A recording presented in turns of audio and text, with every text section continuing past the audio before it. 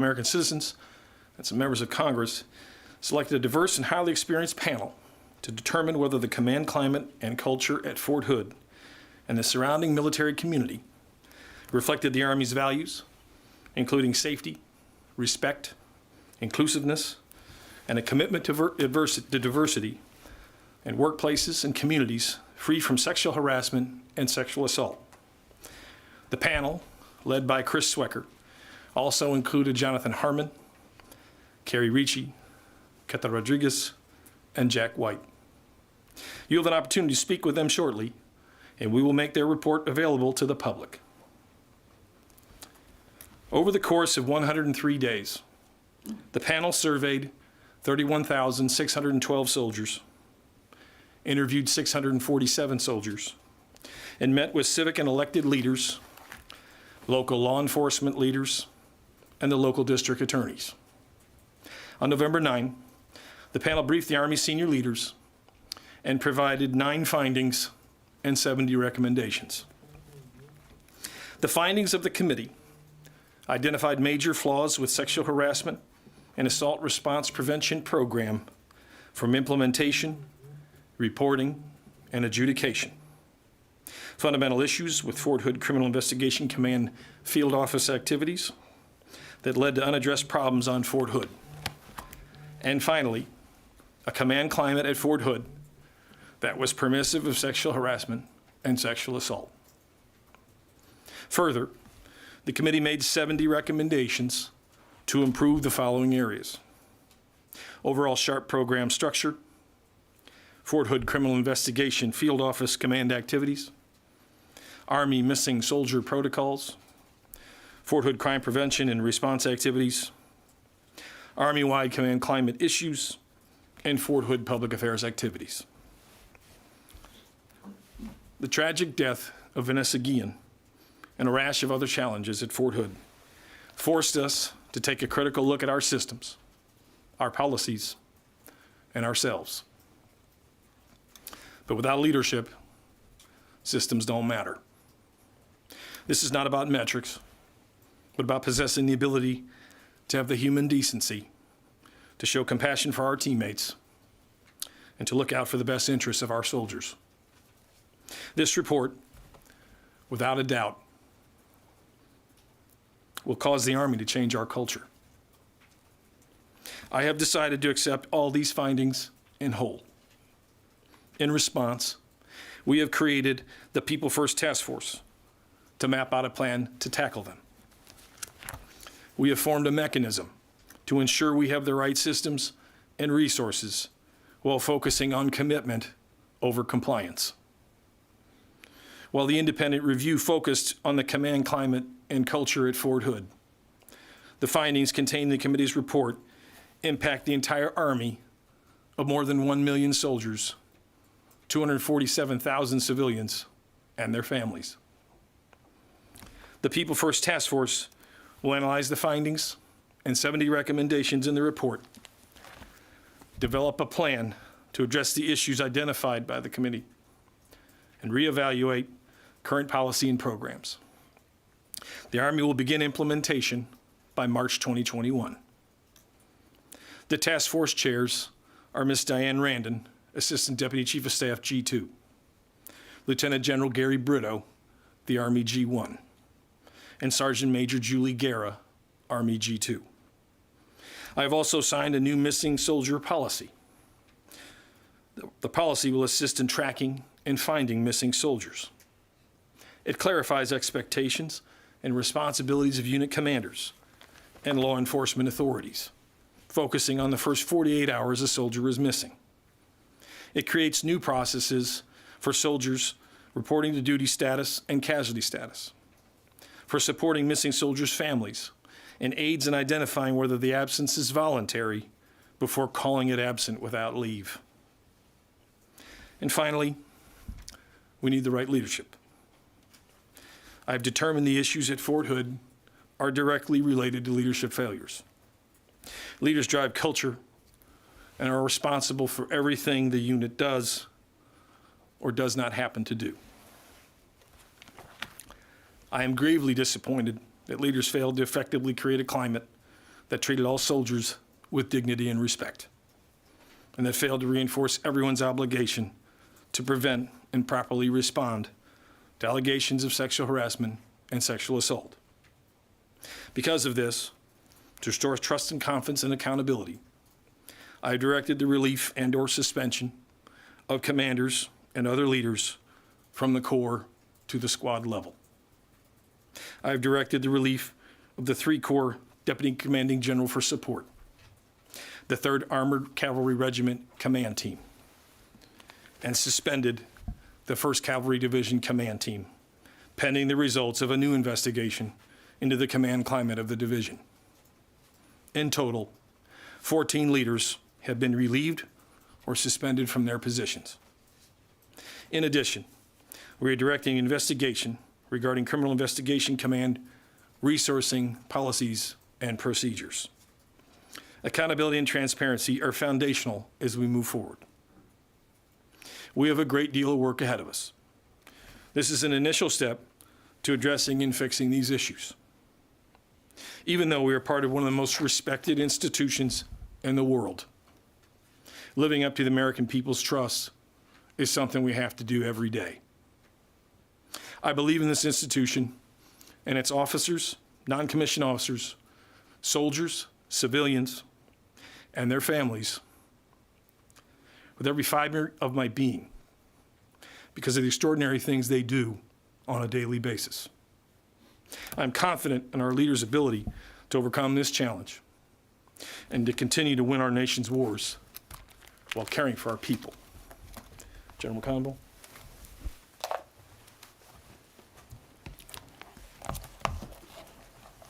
Well, good afternoon. We appreciate the work of the Fort Hood Independent Review Committee and the feedback that this report has given us. We own the results. And, you know, we've asked a lot of the Army and of Fort Hood over the last 19 years during continuous deployments to combat. And we know in the Army that we are not perfect.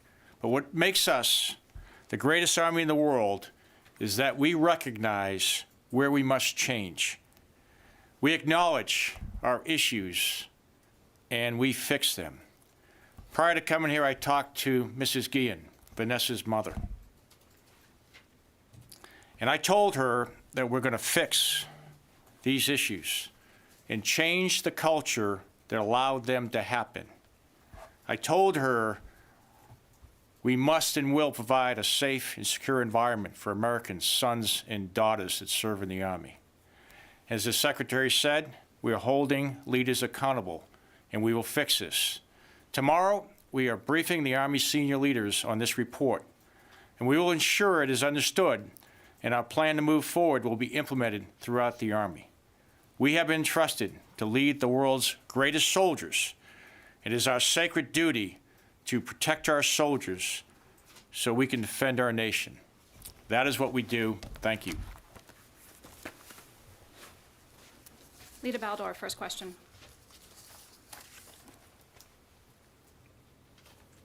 First question is, can you address just more broadly why it sounds as though General White is not included among those touched by the administrative actions?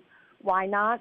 And then also, how widespread do you believe these problems are beyond Fort Hood? Because you seem to suggest that 19 years of war on this and maybe one of the causational factors. Is that what you are saying? Alita, it's Ryan McCarthy. With respect to General White, he was deployed for 13 months. In our standard practice, I'd like General McConville to comment as well, but General White was deployed for 13 months. Our standard practice is that we delegate a senior mission commander to take the role of running the garrison activities. So in this case, it had been a standard practice that we've used for, I think, over a decade in the formation. With respect to the comments that we both made related to we are concerned that there could be other systemic challenges across the formation, and that's why, to the chief's point, we're going to utilize this report as a means to look at systems and programs and also leadership approaches to how we address these difficult issues. Chief, anything you want to add? Just on General White, I think it's really important. He did a fabulous job in Iraq over the last 13 days, and leadership is about presence. And when you're in Iraq for 13 months, that's why we appoint a general officer to be the senior commander. And as far as other issues, we're about excellence. I said we're not perfect, but we strive for excellence. We need to take a hard look at ourselves. That's why we're the best Army in the world, and that's what we're going to do. We're going to take these results. We're going to make sure that every single leader sees these results. Some will say we reflect society. I don't want to reflect society in these type of issues. I want to make sure that we have a environment where everyone is treated with dignity and respect and everyone takes care of each other, and we expect our leaders to do that, and that's what we're going to do. And we have time for one final question in the room. Louis Martinez. Mr. Secretary General, you talked about how this is going to change the Army, but why did it take a review panel and why did it take Vanessa Guillen's disappearance and murder for you to look inward at these programs that obviously now, in retrospect, look like they've failed massively? I think the level, the caliber of work that was provided in this independent review panel brought a fresh look and helped us look at a lot of challenges that we have had that are potentially systemic, but some of them were also within the leadership. So I think the fresh eyes and having some other support has helped us in this process. Chief or SMA, anything you want to add? If I could follow up, sir? Yeah. Yes, this is leadership with regards to this issue, but it sounds like the report says that SHARP is structurally not working, and that is an Army-wide program, so then why can't you say that the program itself needed complete restructuring, or why wasn't it updated regularly so that you could see that there were issues at hand? Really, this body of work has identified things that we had not seen previously. That's why we have accepted all of the findings in whole. I previously have seen independent panels that have looked at the mishandling of nuclear weapons, or Walter Reed. A lot of great reporting, quite frankly, as well as outside fresh perspective, help us look at ourselves and see challenges that we didn't see. And you'll have them come out here in a minute, but they helped us. And that's going to help us with the institution so we can get better across the board. Okay, ladies and gentlemen, thank you. The secretary does not have much time. There's a press release that's should be in your inbox now. So the Fort Hood Independent Review Panel will be out. We're going to switch, bring out the new panel, and they'll be here to take your questions. Thank you very much. Kathy, the press release has all the names on it. It has the names of the releasable brigade and above. How many is that? That's not all 14? Those are the names that he listed. Thanks.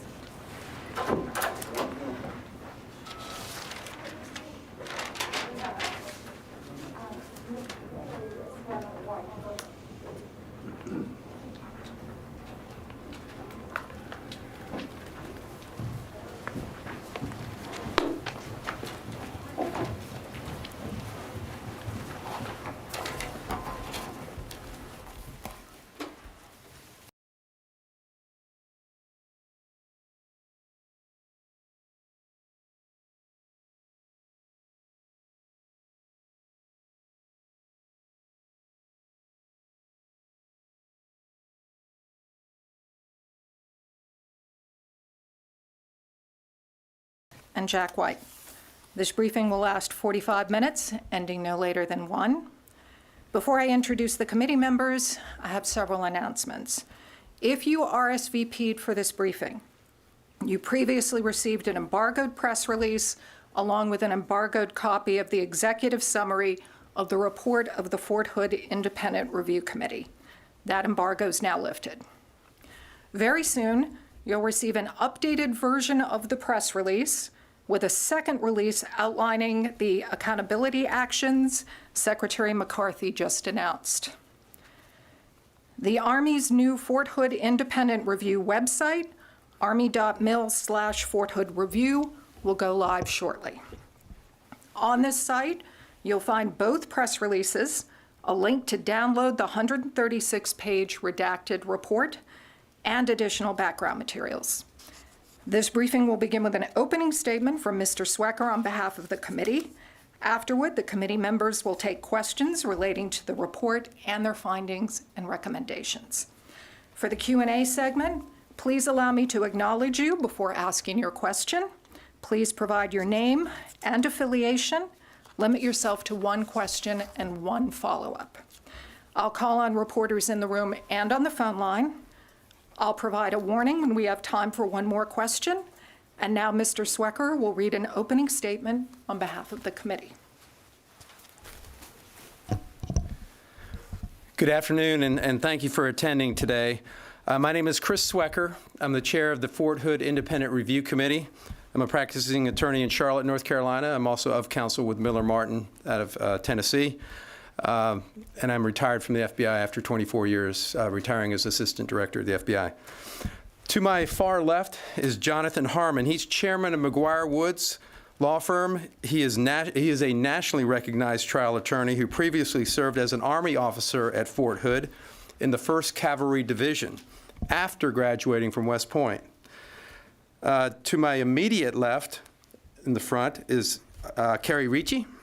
She is a retired Army JAG officer who served 3 years at Fort Hood, including as trial counsel, and is now a senior executive serving as an associate attorney general counsel for the U.S. Department of Agriculture.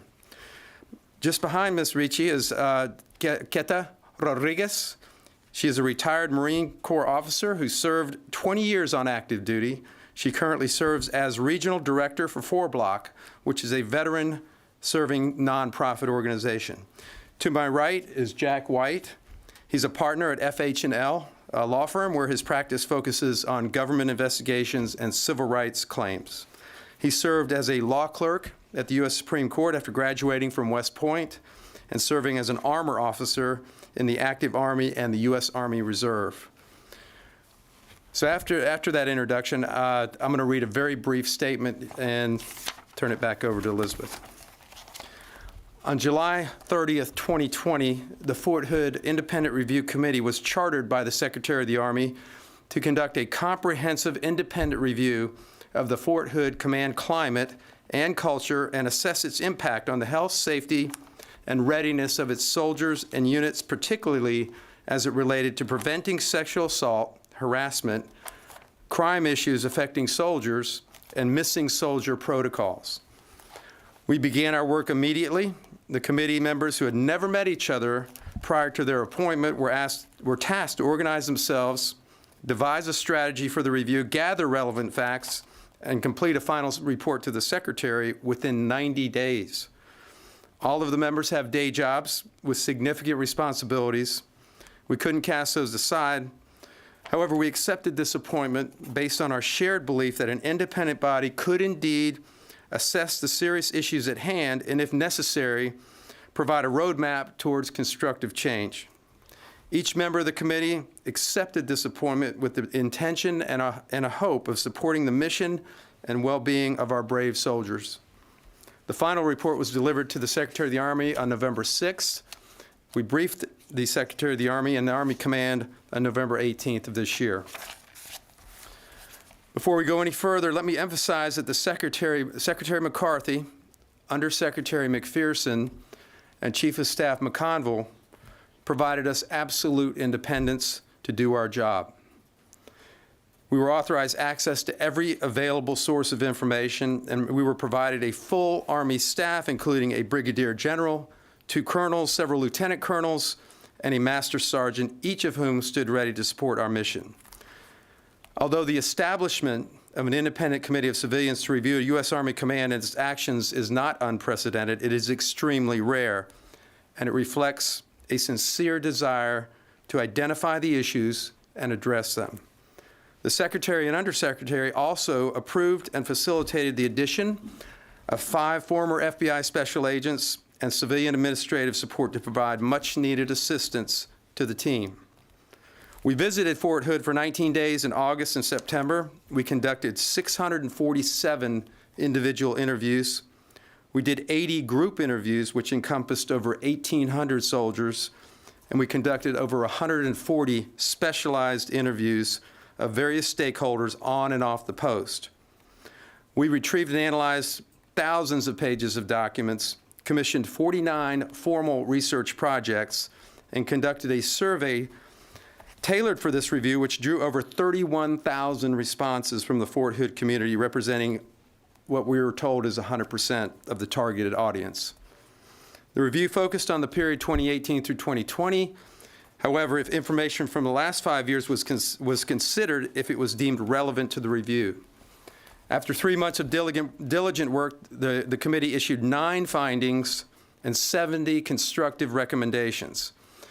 The report leads off with finding number 1, which states that the command at Fort Hood was ineffective in its implementation of the Sexual Harassment Assault Response and Prevention Program, the SHARP program. This was due to underemphasis of the program outside the 3 core headquarters and a failure to culturally integrate the program through the enlisted ranks to where almost 90% of sexual assault victims are found.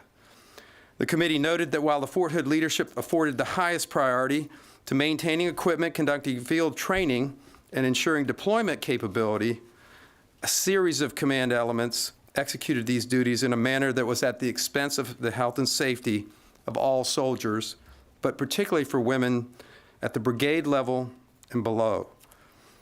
This dearth of command emphasis on the SHARP program adversely impacted mission readiness in terms of morale, reenlistments, and recruitments.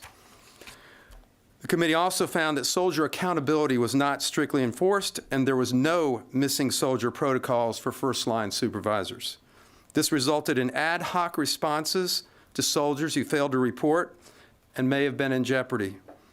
With respect to the crime issues at Fort Hood, the committee determined that the crime environment within the surrounding cities and counties is commensurate with similar size areas in Texas and around the United States. However, serious crime problems on Fort Hood have gone unaddressed because the installation is in a fully reactive posture. Leaders across a series of commands failed to use best practices in the areas of public safety to develop and execute crime suppression strategies. The committee found that the serious crime problems on the installation at Fort Hood require proactive command action to mitigate. The committee also found that the Fort Hood CID detachment had various inefficiencies that adversely impacted accomplishments of its mission.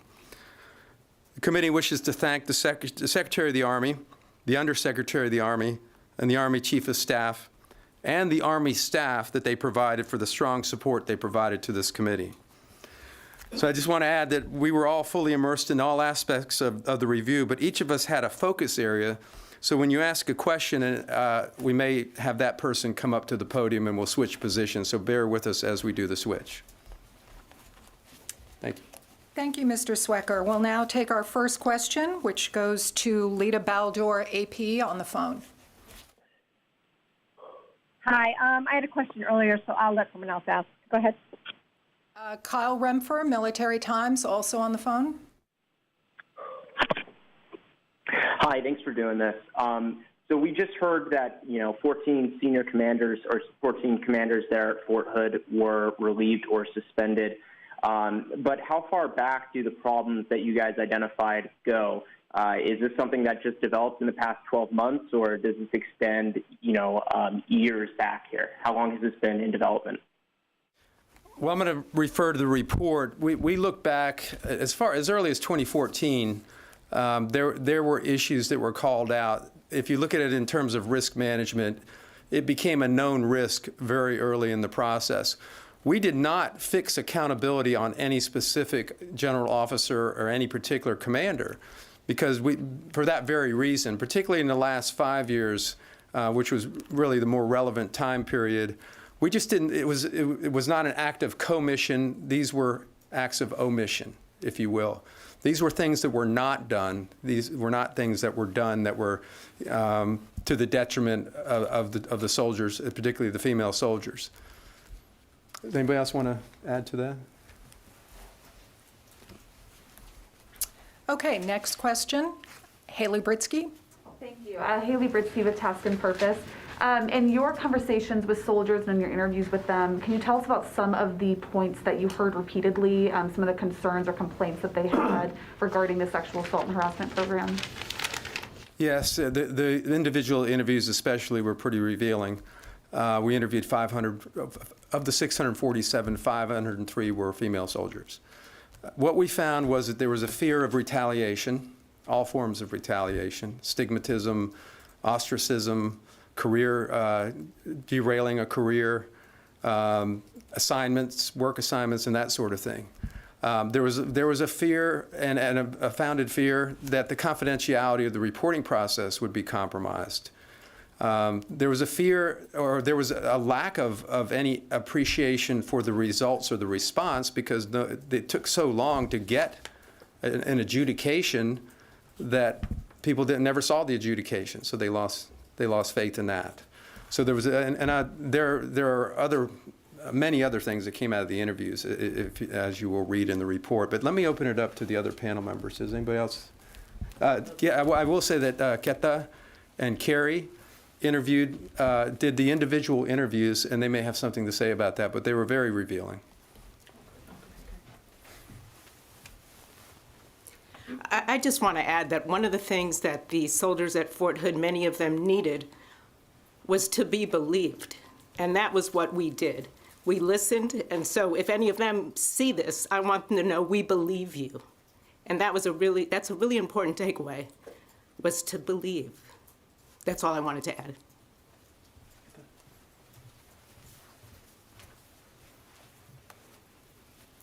As Mr. Swecker just stated, I spent a bulk of my time during the course of our time at Fort Hood interviewing these individuals.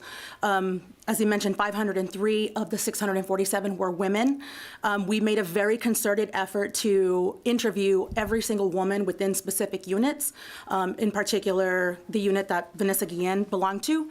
And what we did discover was, which was one of the really shocking elements or parts of the interview period, where the number of unreported sexual harassment and sexual assault incidents. Of the 503 women that we interviewed, we discovered 93 credible accounts of sexual assault. Of those, only 59 were reported. And we also found 217 unreported accounts of sexual harassment. So that's a really significant number. Of those, just over half were reported. And so what we discovered during the course of those interviews is that due to the lack of confidence in the system, that lack of confidence absolutely affects the reporting of those incidents. And obviously, if we're not able to capture those incidents, then it's almost impossible to address that. But again, as Mr. Swecker alluded to, there were other indicators that this was a problem. And so that's something that the report really focused on. And this interview, the interview period of all of those individuals really focused on just letting people speak to us. They knew that we were an independent panel. None of us are on active duty, which I think was a very significant in their willingness to speak with us and to just believe, as Ms. Ritchie just said. Okay, thank you. Next question will go to the phone. Jasmine Caldwell, KCN 6, Texas. It's difficult for those of us on the phone. We probably want you to identify yourselves before you speak. Yes, panelists, if you could, committee members, if you could identify yourselves before you speak, that would help the people on the phone. Good reminder, thank you. Jasmine Caldwell, did you have a question? Hi, yes. You were just talking about the reported sexual assault and harassment on Fort Hood. Out of the ones that were reported, were they properly handled? It was all over the place in terms of adjudications. So when you say properly handled, the ones that were reported went through the process. If they were sexual assaults, they went through the Criminal Investigative Division, a detachment there for investigation. If they were harassment, there was an appointed investigating officer out of the brigade where the complaint took place. What we saw were, and this may be an area where Ms. Ricci can can address as well, because she was a former JAG officer and she concentrated in this part of it. We saw a lot of delayed justice, if you will, the old saying, justice delayed, justice denied. The process was so long and drawn out that most people never saw the actual result. So there was no deterrent, or at least there was no visible deterrent. We found that delays were built into the process, and nobody was monitoring the life cycle of a sexual assault or sexual harassment complaint. So nobody really knew how long it took. Nobody had the responsibility to track how long it took, or different parts of the process. And let me ask Ms. Ricci to come up and address that as well, if you will. Sure. I don't have too much more to add. I will say that at Fort Hood, they have really organized themselves well to prosecute sexual assaults. They're not the easiest cases to try, and they have some expertise. But what we found, as Chris mentioned, was that there are delays in the process that become very troublesome for a victim. Imagine that you're still waiting for justice more than a year later. So I can't really add too much more. It's all in the report, but we did find some areas where improvement could be found. Okay. Yes, go ahead. Yes, I'm Trace Garnier with Newsy. I've followed this issue a lot as far as sexual assaults in the military, and one of the things that I found when I've interviewed different survivors and also former OSI agents were one of the issues was they keep changing those who are investigating it. So you have one person who investigates it, and he's like, oh snap, I have to deploy. Let me pass this documentation to someone else. Now they have to pick it up. They're new to it. They don't know the case. And a lot of times that's what's dragging it on. And also a lot of evidence is being lost because of it. So what are you guys, did you recommend ways to fix that issue where you're not having multiple people investigating the same issue and just kind of passing it off from one person to the next? And so the report is very detailed about the criminal investigation divisions and recommendations, and on that, I will have Mr. Swecker continue to talk on that topic because he did a very detailed review. Yes, ma'am. Thank you. So we did indeed look at the whole process. There are different components that have a role. The JAG officers have a role. CID has a role. What we found within CID, and this may not be just at Fort Hood, is that they were using Fort Hood as a training ground for CID agents. High turnover, fairly chronic understaffing throughout the time period that we looked at, and inexperience. So of the 45 special agents assigned there were probably about 35, I think we determined, that were actually working cases. Out of those 35, there might have been 3 or 4 that had more than 2 years of experience. So they were rotating through. They were coming out of Fort Leonard Wood, going straight to Fort Hood, uncredentialed apprentice agents, and then within 2 years they were rotating out very quickly. So to your point, there was a lot of attrition of the case agents and the agents working these investigations. Many of them were overassigned. Some of the investigative tools that most law enforcement agencies have, they didn't necessarily have at their fingertips. Cell phone tracking, mirroring or extracting information from cell phones and mobile devices, which is very critical investigative techniques in today's investigations. They needed more and better equipment and much faster turnover. There were delays in other areas as well. When a pass-off goes to the JAG officers or to the command, military justice advisor, there were delays there in getting an opinion of probable cause. There were delays in getting an assignment of a victim counsel assigned to the victim. So all of that combined and conspired to make it a very long and drawn-out process. Anyone else? Yes, go ahead. Yeah, I'm Cristina Londoño with Telemundo. I was wondering how instrumental was Vanessa Guillen's family in this investigation, and who talked to her? I'm going to hand the podium over to Jack White, who did talk to the family and has some perspectives for you on that.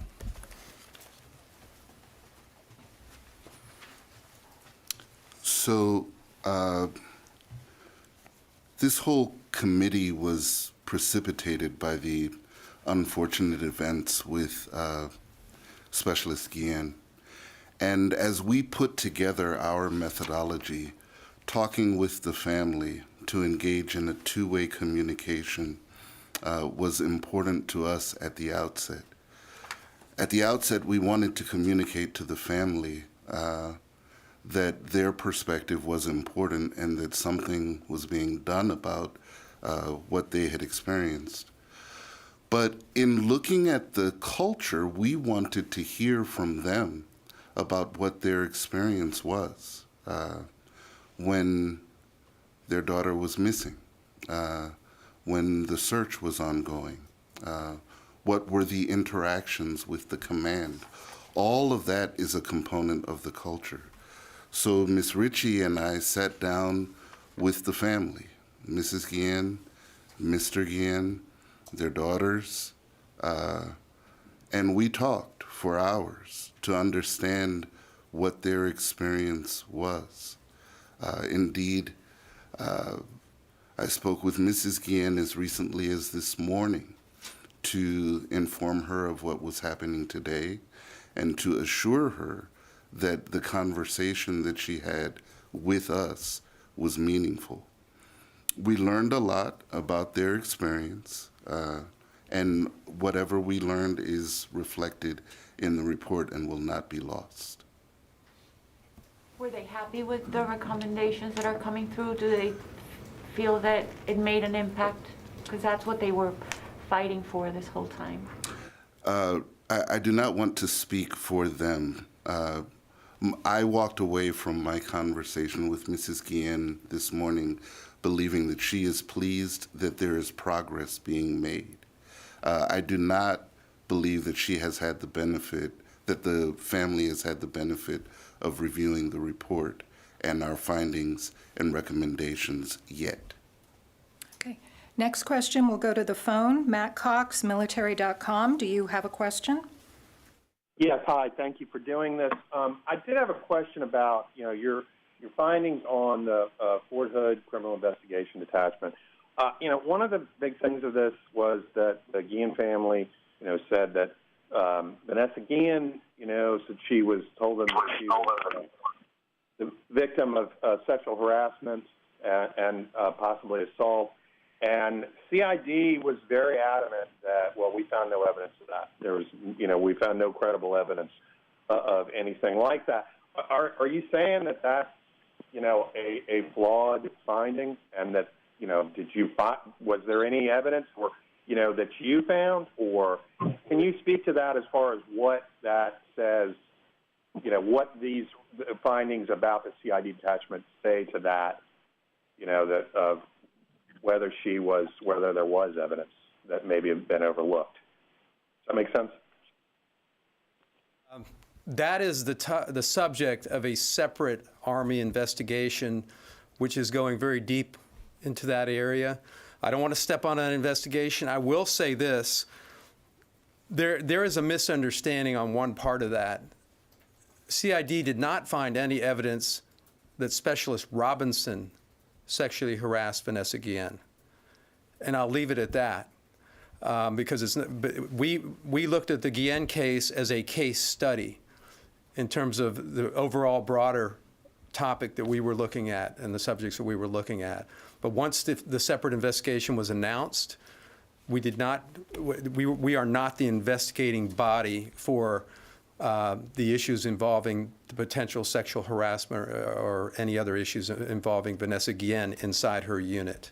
I'm not dodging this question. It's just it's an ongoing thing, and we don't want to taint that investigation in any way.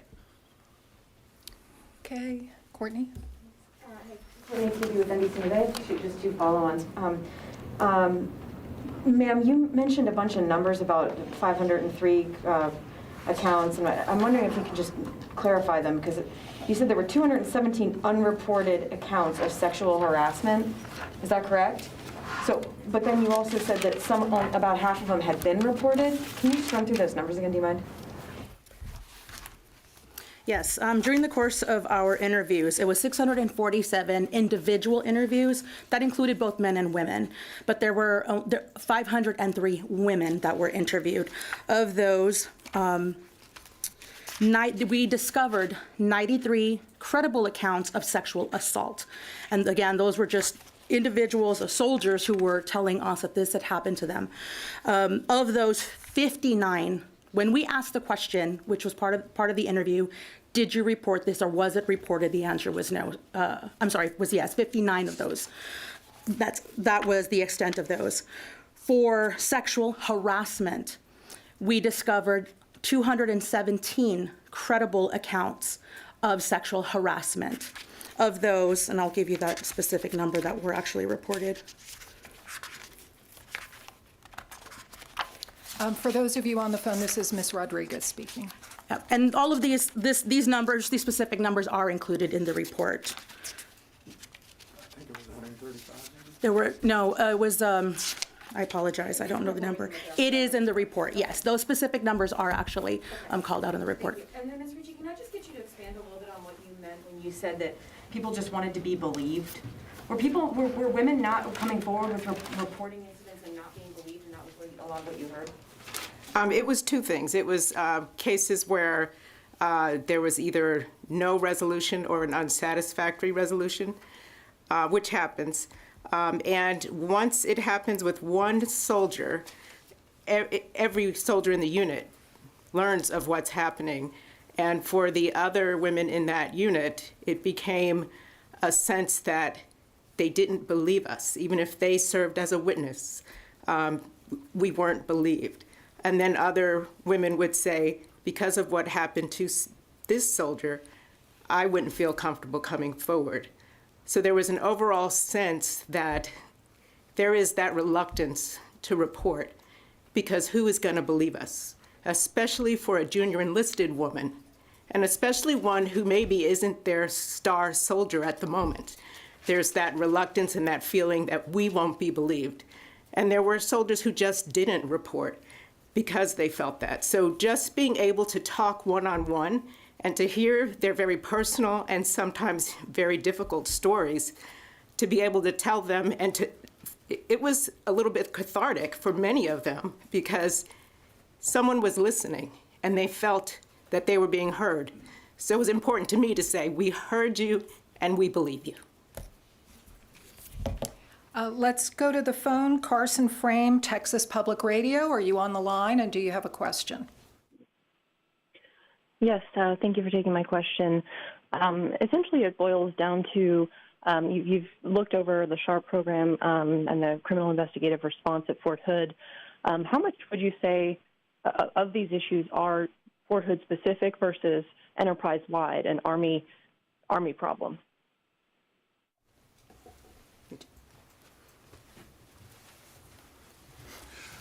This is Jack White. I'll start here. I'm sure that Mr. Swecker will follow me.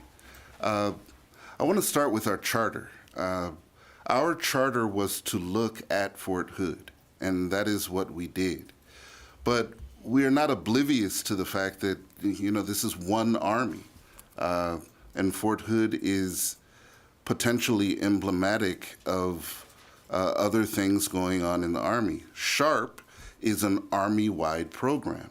So some of our observations, while we saw them at Fort Hood, may very well be similar at other installations. A great number of our recommendations are Fort Hood specific, because that's where we were on the ground. And at Fort Hood, our methodology permitted us to kick the tires on just about everything at Fort Hood. But some of our recommendations look beyond just Fort Hood because, as I said, the SHARP program is an Army-wide program. Some of our recommendations in other areas look beyond Fort Hood as well.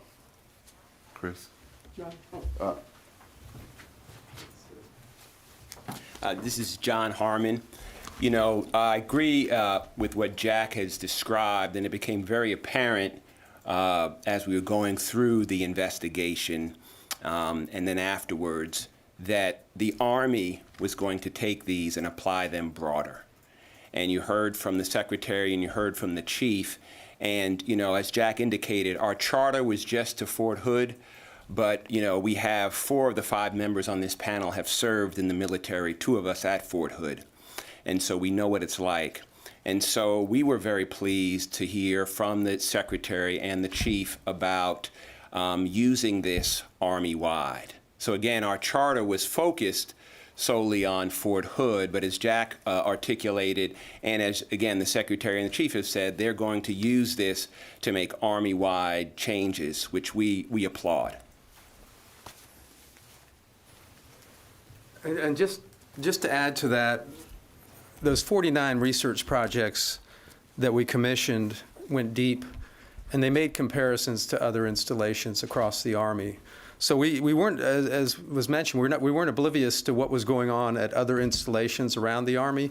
We made a lot of comparisons to how things were going at other installations, and we also heard stories from soldiers who had served at other installations. So we did note, however, that in many cases Fort Hood was an outlier in things like AWOL, suicides, and other issues in comparison to some of these other installations. So Fort Hood was enough of an outlier that we felt like we really had to concentrate on what we had in front of us. Sir? Hi, LPT with the Univision. We're talking about 70 recommendations, and Secretary McCarthy said that he's going to take all of them. I would like to know what the role of this panel will be moving forward for accountability purposes to make sure those changes are implemented. So the People's First Task Force has been established. One of the colonels that we worked with very closely and supported us is the Chief of Staff for that task force. We'll be in touch with him, and he'll be in touch with us. And we will be, in some sense, not overseeing it directly, but we'll be watching the implementation of these 70 recommendations. We didn't expect, nor did we ever think that all 70 recommendations would be accepted. So that's a bit of a surprise, but I think it reflects a willingness on the part of the Secretary, the Undersecretary, and the Chief of Staff to fix things. It was a risk to bring an independent review committee in. We recognize that. We could have gone anywhere and done anything.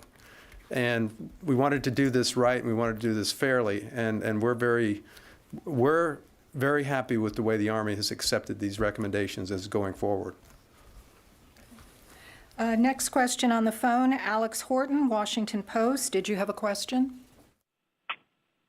Yes, I did. Thank you. You guys have spent some time focused on sexual harassment and assault. I was curious if you were looking at other kinds of violence at Fort Hood to include, other murders, other high-profile incidences, including those, who disappeared and were later found dead. And I was curious, what you have found in terms of Army culture, of how, the brand of AWOL and the brand of, going missing contributed to a lack of interest in finding them. Yes, I mean, that was a big focus of the review and the report. We looked at crime issues on the base. We looked at crime issues off the base. I think there was a perception really based on media stories that there was some sort of crime wave around the surrounding area of the base. What we found was that their crime rates in the areas surrounding the base were relatively low in comparison to other cities outside both major Army installations, but other comparable sized cities. That's not to say that there weren't soldier victims off the base and soldier subjects off the base, because there's a large population of active duty soldiers living off base, retired soldiers, separated soldiers, and their families. So you're going to find victims off the base. But what we found really was that on the base, there were some hot crime areas that were relatively high: violent felonies, sexual assaults, sex crimes, drugs. Positive drug tests were the highest in the Army.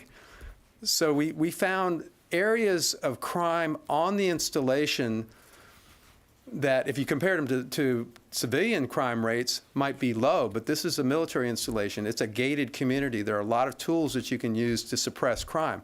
What we found was that there was no proactive efforts to suppress crime, to address the drug issues, to address violent crimes. Suicides were extremely high.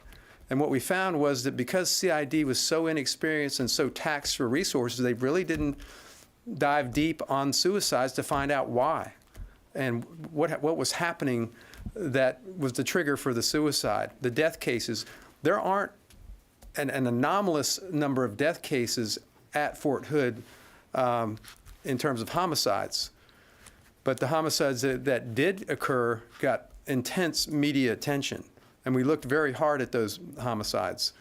And again, what we found was in the death cases, CID just needed more experience and more continuity inside the detachment there, and it may be systemic across CID that there just isn't enough longevity at the post on the part of the investigators. So we made some recommendations regarding making sure there are experienced agents there, maybe going to more civilian investigators, and it's something we asked them to look at. Yes.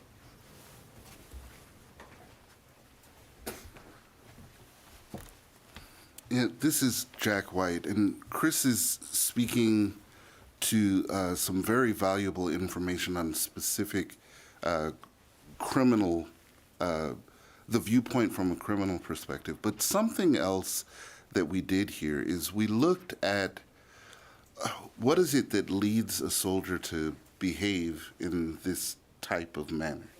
And in the process of looking at that, we looked, one of the things that the report contains is looking at the other armed services, what they do well that might be able to be incorporated within what we do in the Army, or what the Army does.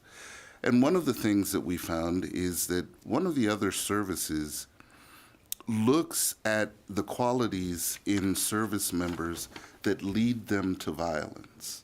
The kind of violence that we don't want in uniformed personnel. And that fits, that type of structure would fit well into an Army structure that looks at the whole soldier concept, the 21st century soldier. So we are looking at the criminal component, but we're also looking at making soldiers more respectful of the contributions of other soldiers within their formation. And some of the other services do that well, and there are some aspects of what they do that we can bring into what we do in the Army. Okay, question in the room, Mr. Glenn. Yeah, hi, Mike Glenn with the Washington Times. It's one thing to relieve for a bunch of colonels in general to be relieved. Is there anything in the report about sort of emphasizing the responsibility of the first line supervisors, the ones who actually know something's happening, the squad leaders, platoon sergeants, platoon leaders, or because I mean they're the ones who will know something's going on before a division commander will ever learn. Okay, I'll start there. This is Jack White again. The answer is yes. But let me take your question a little bit broader. Our mandate was not focused on attribution. And we are very clear that the problems that we saw are cultural. And everybody is involved in culture, from the highest levels to the one-on-one interaction between the squad leader and his or her squad member. We address all of it without attribution because accountability in that way was not our mandate. That said, yes, we focus on the importance of first-line leaders knowing their soldiers and knowing where they are. Indeed, part of what the DoD is focused on in this whole movement toward violence prevention and looking at the whole soldier is just that, those person-to-person interactions. And we address that in our report as well. Thank you. Let's go to the phone. David Bryant, Killeen Daily Herald. Are you on the phone? Do you have a question? Yes. Yes, this is Dave Bryant, the Killeen Daily Herald, and thank you for taking my question. Basically what I'm wondering is, have y'all made any recommendations to ensure that the lower level units, such as your squads, platoons, and companies, actually comply with the recommendations that y'all have made? Violence prevention and looking at the whole soldier is just that. Well, I'll let Actually, John, you want to address this one? Sure. So this, I view this as kind of tying in with the question you asked a little bit about the first-line leaders. And when you have a chance to review the report in detail, you'll see, as Jack said and as Chris has said, there are a lot of details in there that go to the squad leader and the platoon sergeant. In this sense, when we were doing our interviews, both individually and from a group perspective, one of the things we heard over and over and over again from platoon sergeants and squad leaders was that they did not have the time to really get to know their soldiers. And for those of us who had served in the military before, it was very, very shocking, because we grew up in a time when the platoon sergeants and the squad leaders had sergeant time. And they knew where their soldiers were, they knew their strengths, they knew about their families, and we heard that very, very frequently.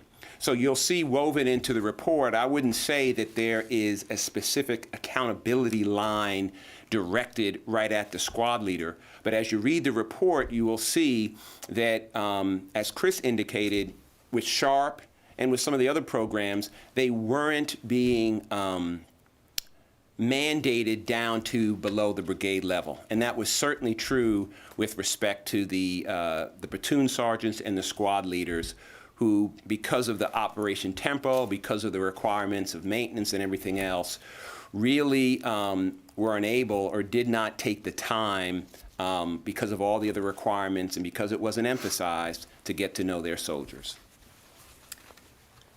Okay. And I will say, just to add, I think that the Secretary and General McConville are very much on this topic. They've taken some steps already. They took some steps even after the interim briefing to re-emphasize the role of the NCOs and non-commissioned officers, the first-line supervisors, in getting to know their soldiers. So if they happen to not report one day, they know exactly where to go to look for them, because they know them well enough and they know what's going on in their lives.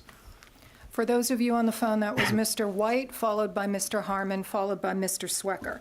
We have time for one more question. Sig Christensen, San Antonio Express News. Are you on the line? Do you have a question?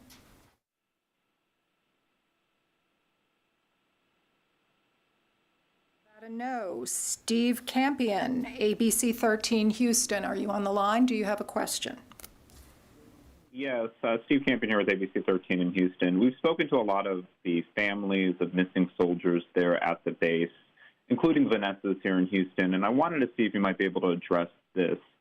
So many of them have told us when a soldier goes missing there on base, there wasn't a sense of urgency in finding that soldier. It was often seen that this person has gone AWOL. Can you give us a sense of what your review found in terms of that part of this equation? Was there this lack of urgency to find soldiers who went missing there at base? There were two things that we think really impacted that missing soldier failure to report dynamic. One was, from what we saw, and actually the Guillen case as a case study is an example of it, the accountability for soldiers at the first muster or the various musters during the day had slipped, particularly during COVID. So, part of that is a function of the NCOs not necessarily knowing enough about their charges, their soldiers under their supervision, to know what was normal and what was not in terms of not reporting. The second part of it was, with all the regulations and all the protocols in the Army and all the procedures, there was none for a failure to report. There are rules and procedures around AWOL and when to carry that as a status, as a personnel status. There were rules and procedures around when to carry someone as a deserter, when to enter their names into the National Crime Information Center, NCIC, be on the lookout, and that sort of thing. But at the first line level, each NCO had to rely on their own devices and their own judgment and their own experience as to whether that failure to report was under suspicious circumstances or circumstances where the soldier might be in jeopardy.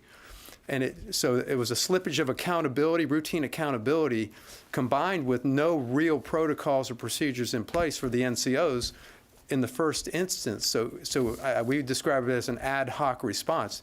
Each response was different. There were no consistent responses.